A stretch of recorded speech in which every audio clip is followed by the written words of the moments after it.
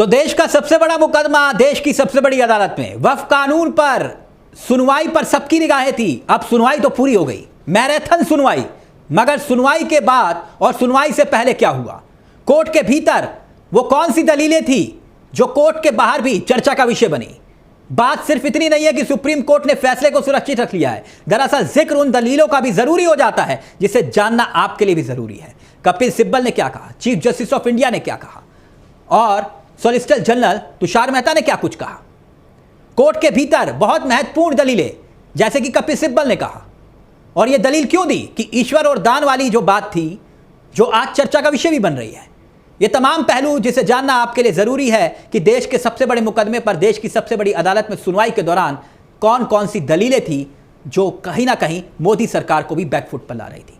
वक्फ कानून पर supreme court में चल रही मैराथन सुनवाई, जिसका जिक्र हमने किया, 3 दिन तक चली, लगातार चली और अब सुनवाई पूरी हो चुकी है। गुरुवार को 3 दिनों तक चली सुनवाई के बाद यह तय हो चुका है कि फैसला सुरक्षित है, यानी सुप्रीम कोर्ट तय करेगा कि वक्फ कानून 2025 पर अंतरिम रोक लगाई जाए या फिर नहीं। मगर 3 दिनों की सुनवाई में क्या क्या कुछ हुआ, पहले उसका जिक्र कर लेते हैं, क्योंकि यहां दलीलें बहुत महत्वपूर्ण हैं। कोर्ट के अंदर और बाहर, जैसे मैंने कहा कि यह दलीलें चर्चा का विषय बनी हुई हैं। कानून पर सुप्रीम कोर्ट में चली सुनवाई में जो बड़ी और महत्वपूर्ण बातें रही, वो अब एक एक करके हम आपके सामने रख रहे हैं। और खास तौर पर कपिल सिब्बल की वो दलीलें और वो पैरवी जिसको लेकर सरकार आज सहज दिखाई दी, क्योंकि आप जानते हैं कपिल सिब्बल इस पूरे मामले को लेकर वकील के तौर पर पैरवी कर रहे थे। उन्होंने वक्फ कानून पर सुनवाई के दौरान जो बड़ी दलीलें रखी, अब उस पर गौर फरमाइए, क्योंकि सबसे ज्यादा उन्हीं की मजबूत दलीलों का जिक्र भी कोर्ट के भीतर और बाहर हो रहा है। अब क्या कुछ कहा कपिल सिब्बल ने, उस पर गौर फरमाते हैं। कपिल सिब्बल ने कहा कि यह प्रावधान असंवैधानिक है, यानी कानून जांच की कोई समय सीमा तय नहीं है। यानी कि अगर आपने यह कह दिया कि यह वक्फ की प्रॉपर्टी है या फिर नहीं है, तो फिर इसमें जांच की जो समय सीमा है वो तय नहीं है, उसका जिक्र कपिल सिब्बल ने किया। इसमें 6 महीने या इससे अधिक भी लग सकता है, कपिल सिब्बल ने सवाल उठाया। तब तक मुस्लिम समाज का उस प्रॉपर्टी से अधिकार खत्म हो जाएगा। वो संपत्ति वक्फ की है या नहीं, इसका फैसला, कोई प्रक्रिया उसकी सुनिश्चित नहीं है। वो कौन करेगा? निर्धारण सरकार को करना है। निर्धारित होने के बाद राजस्व रिकॉर्ड में बदलाव भी किया जा सकता है। निर्धारण की प्रक्रिया निर्धारित नहीं है, यानी कि कोई समय सीमा नहीं है, उसका जिक्र कपिल सिब्बल ने किया। और यह भी कहा कि यह पूर्णतः यानी कि पूरी तरह से मनमाना है। दरअसल कपिल सिब्बल ने अपनी इस दलील में एक उदाहरण भी दिया, और जो एक मजबूत उदाहरण माना जा रहा है। जैसे उन्होंने कहा कि जम्मू कश्मीर में एक वक्फ की पंजीकृत है, रजिस्टर्ड है संपत्ति, और यूपी में 0 है।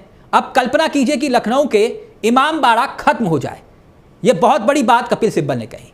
और कपिल सिब्बल की ऐसी दलीलों पर जो सॉलिसिटर जनरल है तुषार मेहता कुछ असहज दिखाई दिए, और उन्होंने यह कहा कि अदालत को घुमाया जा रहा है, गुमराह किया जा रहा है। मैलॉर्ड कपिल सिब्बल को रोकिए।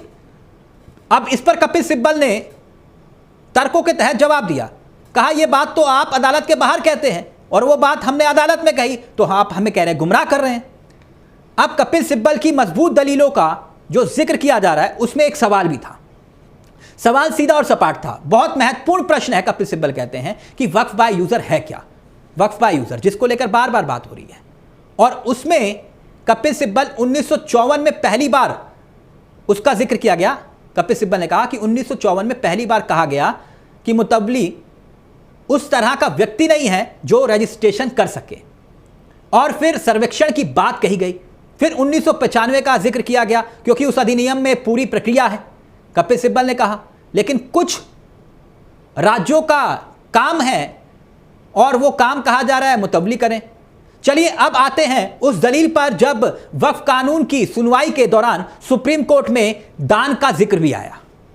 दान का जिक्र आया। दरअसल यह दान का जिक्र आया क्यों? क्योंकि कपिल सिब्बल ने केंद्र सरकार में इस तर्क का खंडन किया कि वक्फ इस्लाम का अभिन्न अंग नहीं है। उन्होंने कहा कि दान इस्लाम के 5 महत्वपूर्ण सिद्धांतों में से एक है। अब इस बात को ध्यान से सुनिएगा। और जो 5 महत्वपूर्ण सिद्धांतों का जिक्र कपिल सिब्बल ने किया, वो बहुत महत्वपूर्ण इसलिए था क्योंकि उन्होंने उदाहरण के साथ ये बात कही। कहा कि भाई इस्लाम में जो 5 महत्वपूर्ण सिद्धांत हैं, उसमें वक्फ दान से अलग है, क्योंकि इस्लाम में ये अन्य धर्मों से अलग है। दान समुदाय के लिए है, लेकिन वक्फ अल्लाह के लिए है। अल्लाह के लिए।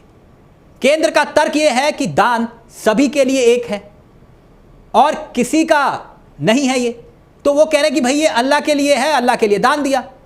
ये गलत है, क्योंकि यहां इस्लाम का सिद्धांत दान किसके लिए है? परलोक के लिए। चीफ जस्टिस ऑफ इंडिया ने भी यहां पे सवाल किया, कहा कि यह सभी धर्मों का एक अभिन्न अंग है। फिर कपिल सिब्बल ने कहा लेकिन यह ईश्वर के लिए दान नहीं है, एक बार वक्फ हो जाने के बाद यह हमेशा वक्फ का ही रहता है। फिर चीफ जस्टिस ऑफ इंडिया ने कहा, चीफ जस्टिस ऑफ इंडिया ने, कि हिंदुओं में मोक्ष की अवधारणा है। फिर इस दौरान जस्टिस मसीह आते हैं, कपिल सिब्बल के बाद जस्टिस मसीह आते हैं। वो कहते हैं कि सभी स्वर्ग जाने का प्रयास कर रहे हैं, एक कटाक्ष के रूप में से देखा गया। अब कपिल सिब्बल ने कहा कि वक्फ करना इस्लाम का अभिन्न अंग है और इस्लाम के 5 सिद्धांतों में अल्लाह पर ईमान, नमाज, रोजा, हज और जकात यानी कि दान, यही वक्फ के जरिए होता है। परलोक सुधारने के लिए अल्लाह के नाम पर दान दिया जाता है। फिर राजीव धवन आते हैं, कहते हैं कि अगर वेदों की बात करें तो मंदिर भी हिंदुओं का अनिवार्य हिस्सा नहीं है। वेदों में तो कहा गया कि भाई अग्नि, इंद्र, वायु ये सब उसका हिस्सा है, और वेदों का ही उन्होंने जिक्र किया और कहा कि वेदों के मुताबिक मंदिर भी हिंदू धर्म के लिए अनिवार्य अंग नहीं है। वहां तो प्रकृति की पूजा होती है और अग्नि, जल, वर्षा हम उनको देवता मानते हैं, पर्वत है, सागर है, ये सब दलीलें रखी गई। और सुनवाई के दौरान कपिल सिब्बल ने एक कमजोर नब्ज सरकार की पकड़ ली और कहा कि सरकार के पोर्टल पर कुछ राज्यों में वक्फ का जिक्र ही नहीं है। यानी इसका मतलब यह हुआ कि भाई गुजरात में वक्फ है ही नहीं। उन्होंने उदाहरण दिया, यह राज्यों को करना चाहिए था और राज्य सरकारों ने नहीं किया, और वो बात स्वीकार भी कर रही है सरकार कि आपकी संपत्ति है या नहीं है, यह गलती है किसकी। अब कानून के जरिए फायदा उठाने की कोशिश की जा रही है। दलीलें यही खत्म नहीं हुई। सिब्बल ने कहा कि यह एक फैसले में तय किया गया कि रजिस्ट्रेशन जरूरी नहीं है। ऐसे में अगर वक्फ रजिस्टर्ड नहीं है तो कोई कानून यह कैसे कह सकता है कि वक्फ बाय यूजर द्वारा किया गया वक्फ वैध नहीं है। चीफ जस्टिस ऑफ इंडिया ने भी यहां पे पूछा कि आप कह रहे हैं कि एक सीधा फैसला है कि वक्फ का रजिस्ट्रेशन जरूरी नहीं है। सिब्बल ने कहा हां, यह बात तो मैंने कही, क्योंकि साक्ष्य के नियम को कानून के माध्यम से यह कहते हुए खत्म नहीं किया जा सकता कि आपने पंजीकरण नहीं कराया है तो आप वक्फ नहीं हो सकते। दरअसल सुनवाई के दौरान जिस पहलू का जिक्र मैंने किया शुरुआत में, और वो पहलू तमिलनाडु के एक गांव का था। चोला राजाओं के द्वारा इसे बनाया गया और मंदिर का जिक्र भी उसमें आया। दरअसल एक महिला वकील है, उन्होंने इस मामले को उठाया, कहा तमिलनाडु का एक गांव है, चोला राजाओं के द्वारा वहां पर 1500 साल पुराना एक मंदिर बनाया गया जिसका जिक्र किया, लेकिन पूरे गांव को ही वक्फ घोषित कर दिया गया।